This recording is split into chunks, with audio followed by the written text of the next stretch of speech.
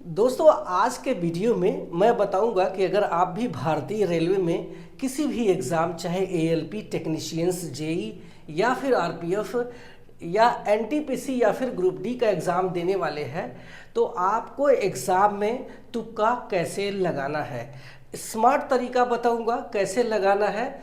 और सबसे पहले जो लोग नहीं जानते हैं कि ये वर्ड तुक्का क्या है, तो उनको बता दूं कि तुक्का का मतलब है किसी भी क्वेश्चंस के आंसर को बस गेस करना। उसका आंसर हमें पता नहीं है कि एग्जैक्टली क्या है। एक प्रश्न है और उसके 4 विकल्प हमें सामने दिखते हैं, बट इसके आंसर हमें कुछ भी नहीं पता है, तो उसी को गेस करना कि इसमें से एक ही सही है, बाकी 3 गलत है, तो वो एक कौन सा होगा, उसी को हम टिक मारेंगे अंदाजा से, और उसी को हम तुक्का बोलते हैं। जब तुक्का वर्ड यानी जो शब्द है, इसको जैसे ही कोई सुनता है या जैसे ही इसकी चर्चा चलती है, तो माइंड में बस यही ख्याल आता है कि तुक्का लगाने वाले बेवकूफ़ होते हैं, या फिर वो पढ़ाई नहीं किए हैं, या फिर वो बिल्कुल अनपढ़ है, या उन्होंने उनकी एग्ज़ाम को लेकर के सीरियस नहीं है। लेकिन यकीन मानो,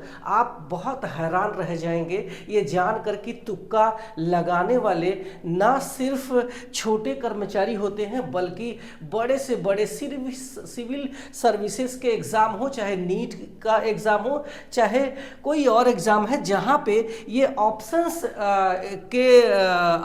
सामने हमारे आते हैं कि एक में से 4 विकल्प है, 4 में से एक सही है, तो उसमें से एक सही है, 3 गलत है, तो वहाँ पे वो सारे लोग तुक्का लगाए रहते हैं। बस सिर्फ अंतर इतना है कि तुक्का कोई ये लगाता है कि हमें कुछ क्वेश्चंस में तुक्का लगाना है, कुछ लोग ऐसे होते हैं जो कि आंख बंद करके बस शुरू से लेके लास्ट तक सारे प्रश्नों पर वो एक क्या बोलते हैं, जय बजरंगबली, जय माता दी का नाम लिया, बस उसी पर लग गए और कोई भी अंधाधुंध तुक्का मारते चले गए। लेकिन इस वीडियो में मैं एक स्मार्ट तरीका बताऊंगा कि कैसे आपको जहां पे आपके कुछ क्वेश्चंस में डाउट आ रहा है, वहां पे कैसे आपको तुक्का लगाना है, क्योंकि हम सारे लोगों ने थोड़े बहुत प्रश्नों पर अपने जो है गेस करके तुक्के लगाए हैं। और आपको बता दूं कि अगर 100 प्रश्न है, मान लीजिए किसी भी परीक्षा में 100 प्रश्न है और किसी कैंडिडेट के 100 में से 100 मार्क आए हैं, तो मैं ये लिख के कह सकता हूँ, ये दावे के साथ कहता हूँ कि उस एग्ज़ाम का जो प्रश्न पत्र है वो लीक हो गया है। इस कैंडिडेट को उसके सारे आंसर पता हो गए हैं और उसने आंसर कर दिए हैं। वो पूरी तरीके से फर्जी कैंडिडेट हो सकता है जो कि 100 में से 100 क्वेश्चंस को सही कर दिया है। अब बात करते हैं कि अगर आपका आंसर 100 में से 95 के बीच में भी है, तो मैं वहां पे मैं मान के चलता हूं कि उस क्वेश्चंस का आंसर इस कैंडिडेट को पता था और इसकी बहुत अच्छी तैयारी थी, ठीक है। लेकिन जो एवरेज छात्र होते हैं वो यकीन मानो ये 80-85 के बीच में रन कर रहे होते हैं अगर क्वेश्चंस इजी है। वही अगर क्वेश्चंस हार्ड है तो 70-75 के बीच में बहुत ज़्यादा से ज़्यादा 80 क्वेश्चंस तक चले जाते हैं। तो चलिए हम बताते हैं कि कैसे आप भी इसके एग्जाम जो आपका होने वाला है, चाहे एनटीपीसी का हो, चाहे ग्रुप डी आने वाले दिनों में होने वाला है, तो कैसे आपको इसमें लगाना है। तो एक चीज मैं क्लियर कर देता हूं कि अगर आपने बिल्कुल भी पढ़ाई नहीं किया है, ठीक है, एकदम आप एग्जाम में हॉल में गए और आपने कोई भी प्रश्न पढ़ रहा है लेकिन आपको कोई भी पल्ले नहीं पड़ रहा है, तो ये वीडियो आपके काम की नहीं है। आपकी तैयारी अगर अच्छी नहीं है, बिल्कुल आप बस राम भरोसे गए हैं, तो आप उस एग्ज़ाम को पास नहीं कर सकते हैं। फिर भी मैं वहाँ पे आपको एक तुक्का लगाने की तरीका बताता हूँ कि आप जब भी आंसर करें, जैसे मान लीजिए कि आपको ये पहला दूसरा, मैंने यहाँ पे 4 लिखा है, इस तरीके से 100 क्वेश्चन मान लीजिए आपके सामने है।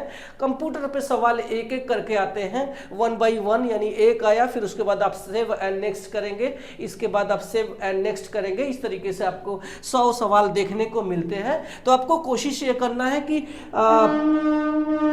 पहले का मान लीजिए आपने ए मार दिया है तो लगातार आप 3 क्वेश्चंस को ए करके चलिए। फिर जैसे ही आपको चौथा क्वेश्चन आता है तो उसका जो आंसर है उसका बी बी बी, यानी एटलीस्ट सीरियल वाइज आप 3 क्वेश्चंस को मतलब 3 क्वेश्चंस को उसके ऑप्शंस को लगातार सेलेक्ट करके आप इस तरीके से आप भर के चले आए। वैसे भी होना नहीं है, लेकिन अगर आप इस तरीके से लगाते हैं तो चांसेस ये है कि एटलीस्ट 3 में से कोई एक सही होगा, 2 सही होगा, कभी कभी 3 भी सही होता है। तो अगर 3 सही हो गया तो ये जो इसमें निगेटिव मार्किंग होता है, एग्जाम आपको बता दूं कि रेलवे का जितने भी एग्जाम होते हैं उसमें निगेटिव होते हैं। तो मान लीजिए आपने 2 क्वेश्चन सही कर दिए, लगातार बी बी करके 3 क्वेश्चन है, 2 सही कर दिए तो आपको 2 नंबर मिल जाते हैं। वही अगर आपने एक क्वेश्चन आपने गलत कर दिए हैं तो आपका एक क्वेश्चन में से 1 मार्क कट जाएगा और आपको एटलीस्ट 2 मार्क आपको मिल जाते हैं। या फिर आपके निगेटिव मार्किंग है तो 1 नंबर और भी कट गए तो मान लीजिए आपको 1 नंबर इस तरीके से मिल जाता है। तो ये तो हो गया जब आपको बिल्कुल भी नहीं आता है। अब चलिए बात करते हैं कि मान लीजिए कि एक केस है कि मान लीजिए आपके परीक्षा में 100 प्रश्न है और आपने देखा कि 100 में से आपने 80 अटेम्प्ट किए हैं, 80 प्रश्न अटेम्प्ट किए हैं और आपकी ठीक ठाक तैयारी थी। तो आपको 80 प्रश्न किया लेकिन 20 आपको आता ही नहीं है, बिल्कुल भी 20 नहीं आता है। तो आपको मेरी ये राय और एक सलाह रहेगी कि आप बिल्कुल भी निगेटिव मार्किंग है तो आप यहाँ पे तुक्का मत लगाना, वरना आप जो है जो भी आपने अच्छा क्वेश्चन किया है उसमें भी आप कम कट ऑफ के चक्कर में आप फेल हो जाएंगे, आपका नहीं हो पाएगा। तो अगर आप 80 क्वेश्चन से कर पा रहे हैं तो आप ध्यान रखना कि एटलीस्ट इसमें भी आपके 10 क्वेश्चंस गलत हो सकते हैं और 70 आपके सही हो सकते हैं। तो मान लीजिए कि आप आरआरबी एनटीपीसी का एग्जाम देने वाले हैं तो एटलीस्ट सीबीटी का जो एग्जाम है एटलीस्ट 70 पर आपका जो मेरिट है उसमें बन जाएगा और आपका सिलेक्शन हो सकता है। यहां पे आपको तुक्का लगाने की जरूरत नहीं है। अब बात करते हैं केस नंबर 2 की। मान लीजिए कि आपने 100 प्रश्न है और उसमें से आपने 60 प्रश्न कर दिए हैं। आपने देखा कि प्रश्न 60 कर दिए हैं लेकिन 40 क्वेश्चंस को आपने बिल्कुल भी हाथ ही नहीं लगाया क्योंकि आपको बिल्कुल भी आता नहीं। बड़ी मुश्किल से इसमें भी आपके सवाल गलत हो सकते हैं, बड़ी मुश्किल से आपने 60 प्रश्न सही किए हैं, वो भी सही है या नहीं पता नहीं, फिर भी आपने जब किया है तो इसमें से आपके 10 क्वेश्चंस गलत होंगे ही होंगे। क्योंकि आपको बता दूं कि लगता है हमको कि यस यही आंसर ही है 100%। उस एग्जाम में जब हम बैठे होते हैं तो 100% लगता है कि यही है आंसर, लेकिन जब हम आंसर की उठा के देखते हैं तो हैरान रह जाते हैं कि बाप रे बाप, मैंने 60 क्वेश्चंस किए थे, इसमें 20 क्वेश्चंस कैसे गलत हो गया, जबकि हमें लग रहा था 60 के 60 सही है। तो यहाँ पे जो है आपको थोड़ा सा रिस्क लेकर के आपको तुक्का लगाना पड़ेगा, क्योंकि आप 60 में वैसे भी सिलेक्शन नहीं पा रहे हैं, क्योंकि आपका पता है आपको कि आरआरबी एनटीपीसी का जो प्रीवियस कट ऑफ गया था एटलीस्ट सीबीटी का भी 70 प्लस आपने स्कोर किया था, तभी उसमें सिलेक्शन पाए थे सीबीटी 1 में बच्चे। तो हमें कैसे भी करके एटलीस्ट 20 क्वेश्चंस का इसमें तुक्का या भी रिस्क तो उठाना ही पड़ेगा। तो आप 60 में से 20 क्वेश्चंस को आपको लेकर के चलना पड़ेगा जिसके आपके बिल्कुल भी आंसर नहीं पता है। तो चलिए जानते हैं कि कैसे आपको उसमें भी तुक्का लगाना है। 60 सवाल किए हैं तो अब आपके पास एक रफ वर्क होगा जो हमें एग्जाम हॉल में मिलता है। तो अब आपको देखना है कि जो मैंने एग्जाम के आंसर दिए हैं, जो मैंने यहाँ पे सवाल किए हैं, तो उसमें कि इसमें कौन कौन से सही है। यानी मान लीजिए आपने 60 प्रश्न इसमें किए हैं जिसमें ए पर आपने 22 टिक लगा दिए हैं ए पर, जबकि बी पर आपने 18 लगा दिए, सी पर आपने 4 लगा दिए, डी पर आपने जो है 16 सवाल पर आपने टिक लगा दिए या फिर आपने आंसर दे दिए हैं।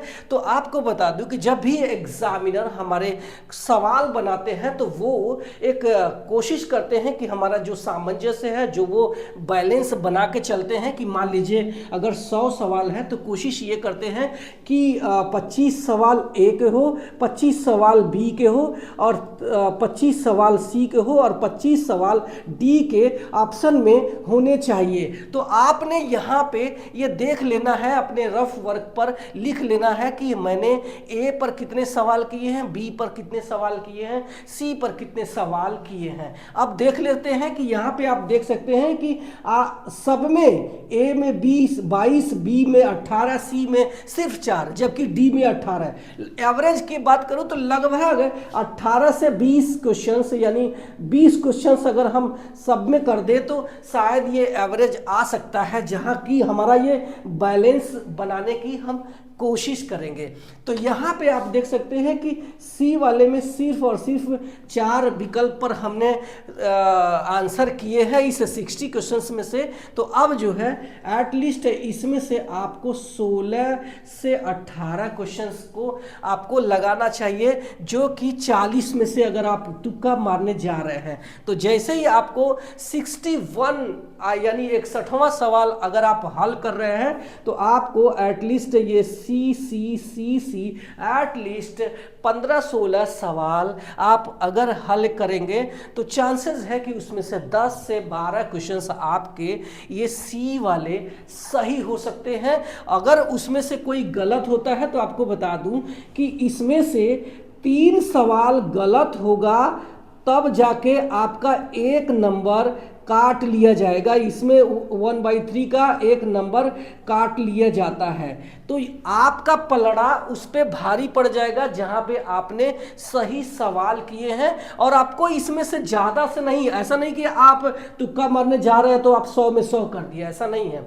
आपको 60 क्वेश्चंस आपने किए हैं तो आप कोशिश ये करना कि एटलीस्ट 10 से 20 क्वेश्चंस उस पर जाना, तुक्का लगाना, और इसके बाद जैसे ही 80 के आसपास आ जाता है आप अपने आंसर की को बंद कर देना, यानी आप अपना जो आंसर है देना बंद कर देना। यही सबसे बेस्ट और कारगर तरीका है जो कि आपको अच्छा नंबर दिला सकता है। हम सब ने, आपको हैरानी होगी कि ये रेलवे में ऐसा नहीं है कि जो सिलेक्शन पा लिया है तो वो सारे के सारे सही करके, ऐसा नहीं है। हम क्या करते हैं, हम देखते हैं कि अगर मान लो पहला सवाल है और उसमें से हमें ए और बी में डाउट है कि यार ए या सही है या बी सही है, ये दोनों गलत हो सकते हैं, तो हम यहाँ पर रिस्क ले लेते हैं। यहाँ पे जरूर रिस्क लेना, जहाँ पे देखना कि ए और बी में से कोई एक सही है या सी और डी में से कोई एक सही है, तो चांसेस है कि आपका जो है यही आंसर हो सकता है। तो ये हमारा प्रयास है कि अगर आप एग्जाम देने जा रहे हैं रेलवे का कोई भी, तो आप इस तरीके से स्मार्ट तरीके से अपना तुक्का लगा सकते हैं। ये वीडियो आपको हेल्पफुल लगा है तो लाइक करना, मेरे चैनल में पहली बार आए हैं तो सब्सक्राइब कर लेना। मैं मिलता हूं किसी और वीडियो में आपके किसी और टॉपिक के साथ में, तब तक के लिए थैंक यू सो मच।